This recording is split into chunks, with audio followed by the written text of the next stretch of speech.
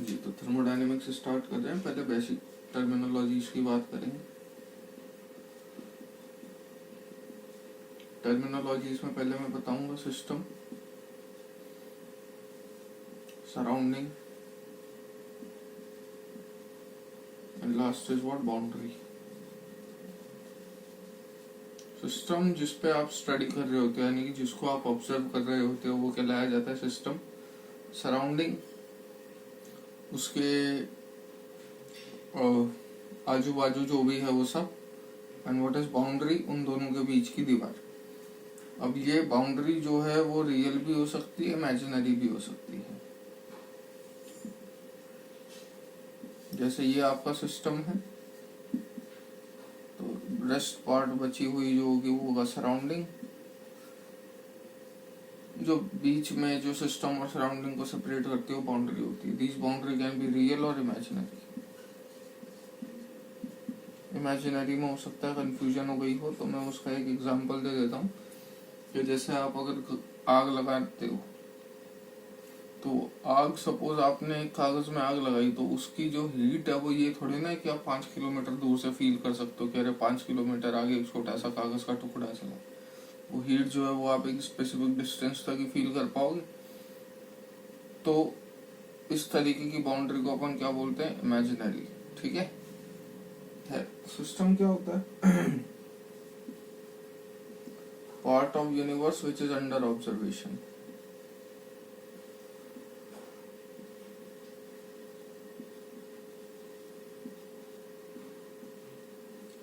Surrounding remaining part of the universe, and boundary surface separating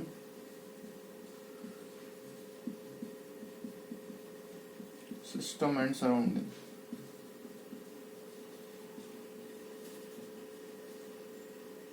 ठीक है। Next we'll move on to open system, closed system.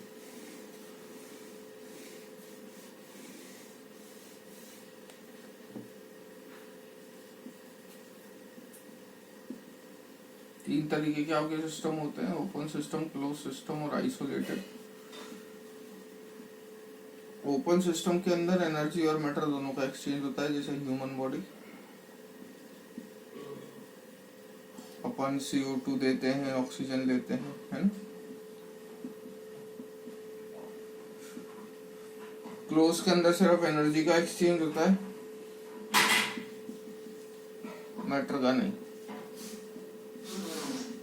Isolated imaginary systems होते हैं, इसमें neither energy nor matter exchanges.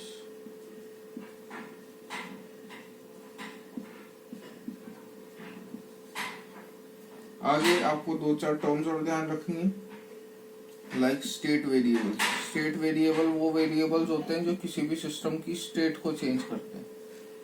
State variables are those variable which changes the state of the system. जैसे pressure, volume, temperature, moles, ये सारे state variables होते हैं।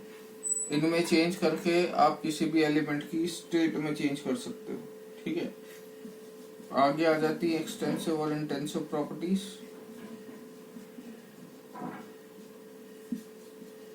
ये हम पहले भी देख चुके हैं, 11th में भी आप पढ़ चुके होंगे। याद रखने का तरीका क्या बताया था, इंटेंसिव में इन आ रहा है, इन मतलब independent, so they are mass independent.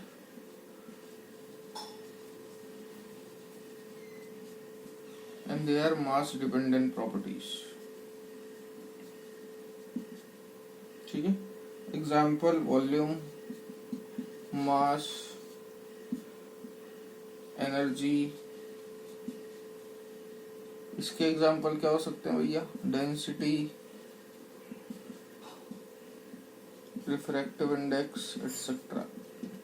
Clear. Next अपन बात करेंगे टाइप्स ऑफ थर्मोडायनेमिक प्रोसेसेस की। हालांकि ये आपकी स्टेट्स ऑफ मैटर में पढ़ चुके हैं।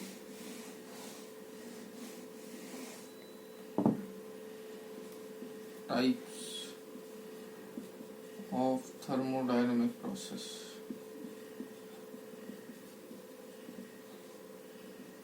फर्स्ट होता है आइसोथर्मल। आइसोथर्मल में टेम्परेचर कांस्टेंट होता है भैया, सेकंड होता है आइसोबैरिक। बैरिक में बार आ रहा है, बार मतलब किसकी यूनिट होती है, बार प्रेशर की, pressure remains constant. Isochoric volume remains constant. Adiabatic भी होता है। एडियाबैटिक का मतलब ट्रांसफर ऑफ हीट जीरो है भैया, हीट को आप क्यू से रिप्रेजेंट करते हो। एंड लास्ट साइक्लिक प्रोसेस, बहुत इंपॉर्टेंट है। साइक्लिक प्रोसेस क्या होता है, सपोज आप यहाँ से स्टार्ट हुए, अब आपकी मर्जी आप कौन सा पाथ फॉलो कर रहे हो। अगर आप घूम फिर के यहाँ पे आ जाते हो, इस तरीके के प्रोसेस को अपन साइक्लिक प्रोसेस बोलते हैं, ठीक है। यहाँ से यहाँ पे हो सकता है उसने जाने में स्टेट चेंज किया हो या ना किया हो, अपने को उससे कोई मतलब नहीं है। अगर उसकी इनिशियल और फाइनल पोजीशन सेम है तो मेरे लिए वो चीज साइक्लिक प्रोसेस कहलाई जाएगी, ठीक है। When a system undergoes different number of process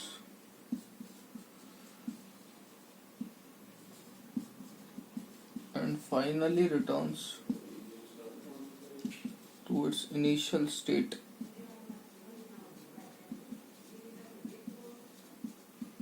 is known as cyclic process, ठीक है।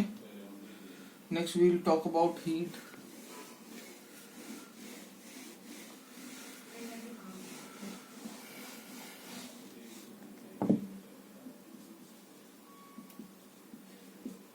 हीट जैसा कि आप जानते हैं, आप हमेशा low to high to low flow होती है। So energy transfer due to temperature difference between system and surrounding.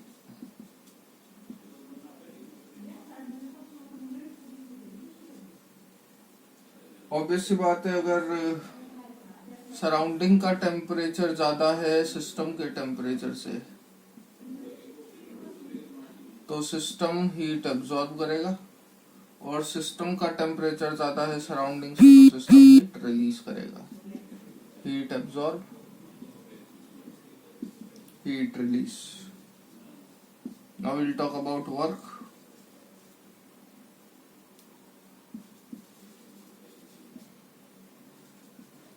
तो वर्क क्या होता है, energy transfer due to change in volume of the system. अब ये कंडीशन आ जाती है दो, कि सिस्टम ने वर्क करा या सिस्टम पे वर्क हुआ। सिस्टम ने वर्क करा या सिस्टम पे वर्क हुआ, ये है पी एक्सटर्नल। अगर आप बाहर से लोड डालना चालू करोगे तो मतलब आपने सिस्टम पे वर्क करा, उस केस में ये कंप्रेशन होगा, जबकि अगर ये अपने आप ऊपर जा रहा है मतलब एक्सपांशन हो रहा है तो सिस्टम ने वर्क करा, ठीक है। तो कंप्रेशन के अंदर क्या कंडीशन होती है भैया,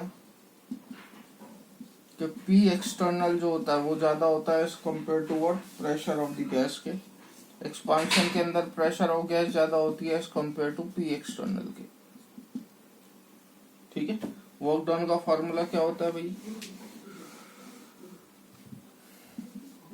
माइनस पी एक्सटर्नल डीवी, ये ध्यान रखिएगा। Next will talk about some sign conventions, ये आपको ध्यान रखने हैं, इंपॉर्टेंट है।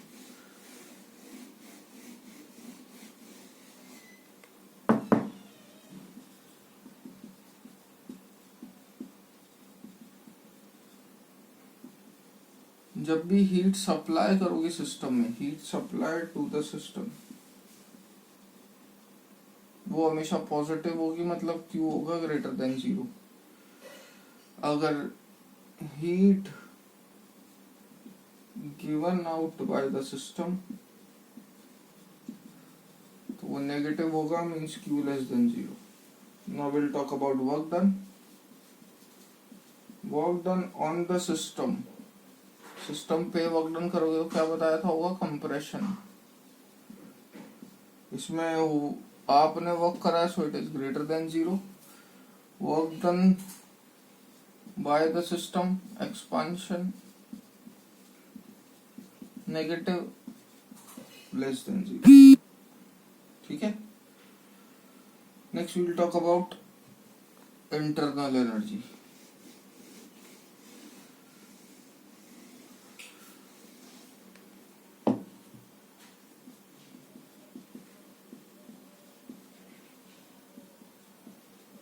ये जितने भी अपन पढ़ रहे हैं अब ये सारे स्टेट वेरिएबल्स है भैया, स्टेट ऑफ द सिस्टम पे डिपेंड करते हैं. मतलब दो चीज होती है, एक स्टेट सिस्टम होता है, एक पाथ सिस्टम होता है. स्टेट सिस्टम होता है जो स्टेट पे डिपेंड करता है. आप एक फेज से दूसरी फेज में गए तो आपको कुछ एक अमाउंट ऑफ एनर्जी सप्लाई करनी पड़ी, वो स्टेट ऑफ द सिस्टम कहलाया. पाथ ऑफ द सिस्टम को स्टेट ऑफ द सिस्टम से कोई मतलब नहीं होता. आप यहाँ थे, घूम फिर के वापस यहाँ आए, अब उस टाइम पे आपकी स्टेट जो चेंज हुई हो ना चेंज हुई हो मुझे इससे कोई मतलब नहीं है. ये बात ध्यान रखिएगा. आगे फिर रिपीट करवाऊंगा, हालांकि अभी लिख लो. इंटरनल एनर्जी, एंथैल्पी और entropy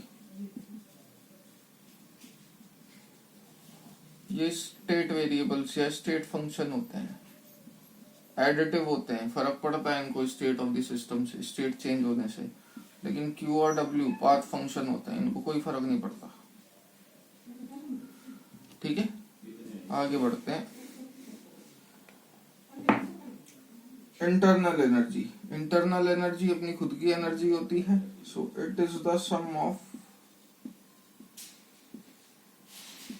the components of the energy of the system due to internal forces. और ये सम होता है किसका? Kinetic energy plus potential energy का. डेल्टा यू बराबर क्यू प्लस डब्ल्यू. यही होता है आपका क्या? First law of thermodynamics. थोड़ी देर में बात करेंगे. Next we will talk about enthalpy. H, ये net heat content of the system होता है, ध्यान रखना है आपको. H बराबर होता है U plus PV. Next will, ये बहुत इंपॉर्टेंट चीज है, ध्यान रखिएगा. हालांकि इनके मैनिपुलेशन से आया है, अभी टाइम नहीं है बताने का. डेल्टा H बराबर होता है QP एंड डेल्टा H बराबर होता है QV. Heat content of the system at constant pressure and heat content of the system at constant volume. या heat exchange of the system at constant pressure, heat exchange of the system at constant volume. ध्यान रखिएगा इस बात को. खैर, जैसा कि मैंने बोला ये होता है first law of thermodynamics. First law of thermodynamics क्या बोलता है कि किसी भी सिस्टम की इंटरनल स्टेट में तब तक कोई चेंज नहीं आता जब तक सराउंडिंग उससे या तो एनर्जी ले नहीं या वो सराउंडिंग में एनर्जी दे नहीं. Pretty obvious. किसी भी सिस्टम की इंटरनल एनर्जी में तब तक चेंज नहीं आता जब तक वो एनर्जी दे नहीं या वो एनर्जी ले नहीं. तो first law of thermodynamics surrounding से.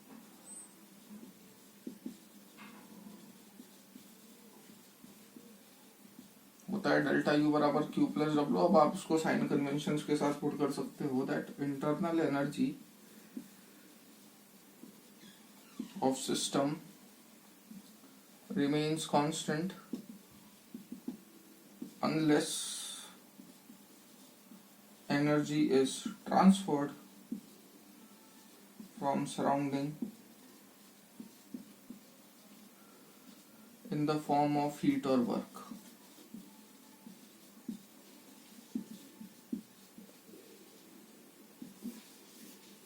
So this will be my first law of thermodynamics. Next we will talk about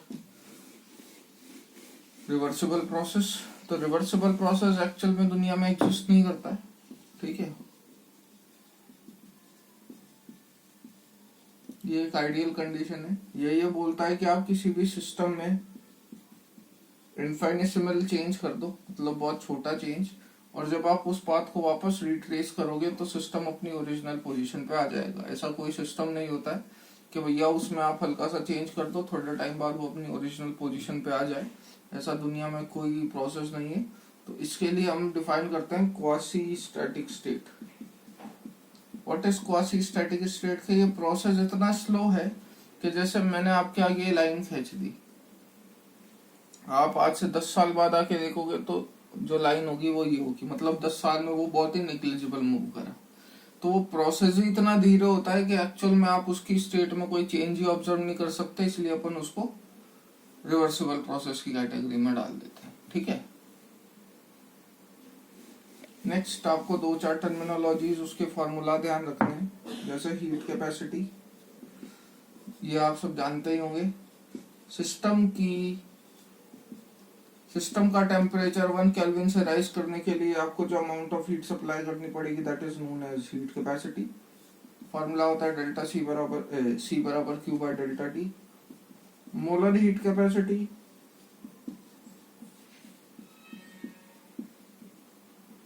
एक मोल गैस ले लें और उस एक मोल गैस का टेम्परेचर 1 केल्विन से राइज करने के लिए आपको जो अमाउंट ऑफ हीट सप्लाई करनी पड़ेगी वो मोलर हीट कैपेसिटी होती है। Molar heat capacity at constant pressure denoted by CP. Formula क्या चेंज हो जाएगा, CP equal to QP upon N delta T. Molar heat capacity at constant pressure, similarly molar heat capacity at constant volume. थोड़ी देर पहले आपको बताया था delta H equal to QP and delta U equal to QE. तो ये किसके बराबर हो जाएगा, NCP delta T NCV delta T. Now what is CP NCV, तो ये डिपेंड करता है नेचर ऑफ द गैस पे। आपको गैस के नेचर याद रखने हैं, उस बेसिस पे आप इजीली क्लासिफाई कर पाएंगे।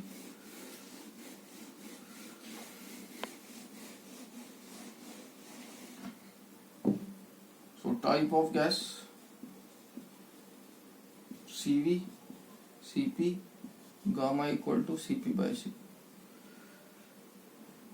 CP बराबर CV प्लस R होता है, ध्यान रखिएगा इस बात को। 3R/2 में से R, ये मोनोएटॉमिक गैस है, जैसे हीलियम वीलियम हो गई है ना। ये डायटॉमिक गैसेस या लीनियर गैसेस के लिए है, जबकि ये नॉन लीनियर पॉलीएटॉमिक गैसेस के लिए।